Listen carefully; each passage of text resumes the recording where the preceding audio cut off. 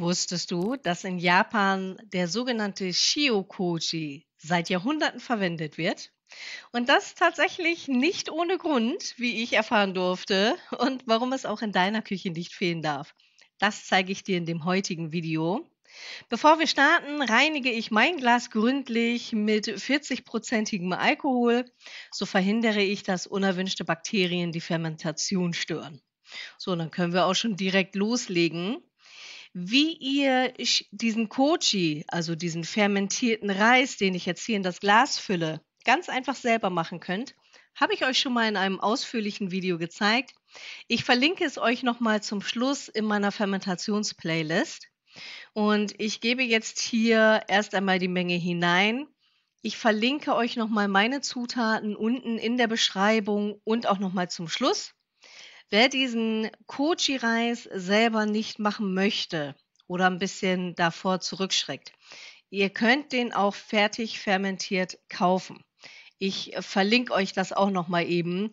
Das ist wirklich kein Hexenwerk, wenn ihr sagt: „Mensch, ich bekomme das nicht hin oder es hat nicht geklappt oder ich möchte das nicht, ich traue mich da nicht dran“, könnt ihr fertig kaufen. So, und dann gebt ihr noch mal unbehandeltes Salz dazu. Ich habe jetzt hier Meersalz verwendet, Steinsalz geht natürlich auch. Wichtig, es darf kein Jod oder keine Rieselhilfe mit dabei sein, weil das dann die Fermentation stören könnte. Und weil ich dann genügend Platz im Glas hatte, habe ich mir gedacht: „Mensch, Emma, machst du die doppelte Menge, das klappt immer.“ So als Richtwert könnt ihr ungefähr sagen 100 Gramm Koji-Reis, 30 Gramm Salz und circa 100 bis 150 Milliliter Wasser. Und auch wie bei Sauerteig, Hefewasser und Wasserkefir sollte es kein Wasser mit Chlor sein.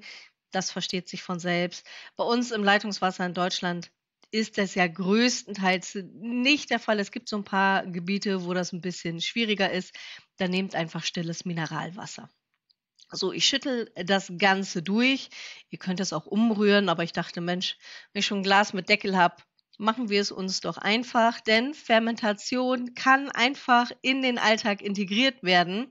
Das versuche ich euch hier auf meinem Kanal zu zeigen, denn neben diesem Kanal bin ich auch Vollzeit berufstätig und es klappt tatsächlich trotzdem mit Hefewasser, Sauerteig und auch jetzt mit Shio-Koji.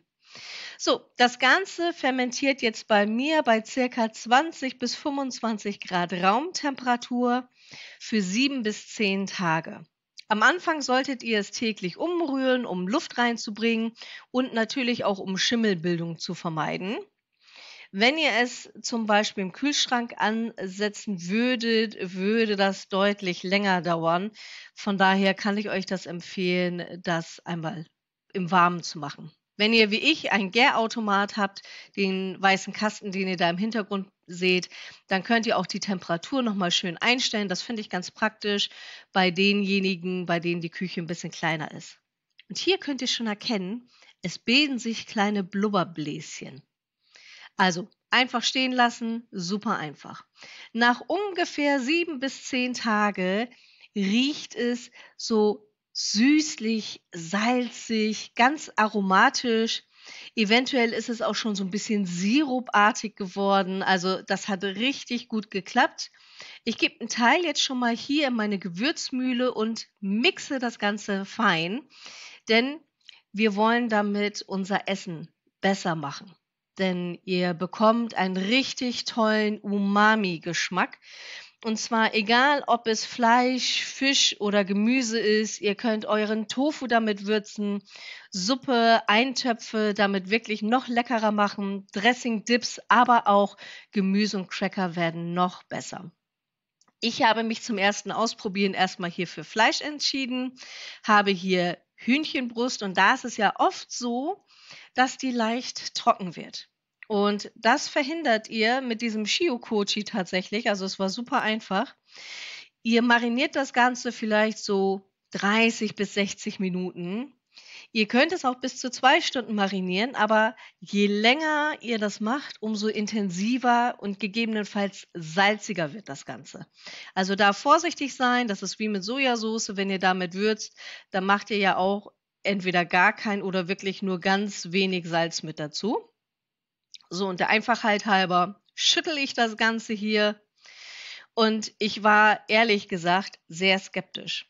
Bis vor kurzem kannte ich Shio-Kochi gar nicht und bin durch meinen Fermentations-Kochi da so ein bisschen drauf gestoßen.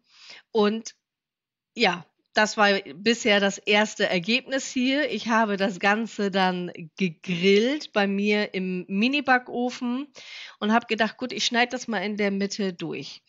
Also, ich war wirklich gespannt und schaut euch das an.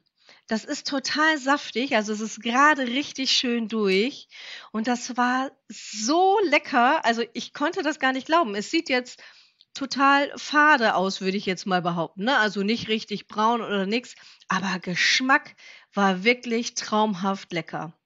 Ich freue mich über eure Ergebnisse und wenn wir uns in diesen Videos wiedersehen. Falls ihr es noch nicht gemacht habt, abonniert gerne meinen Kanal und wir sehen uns.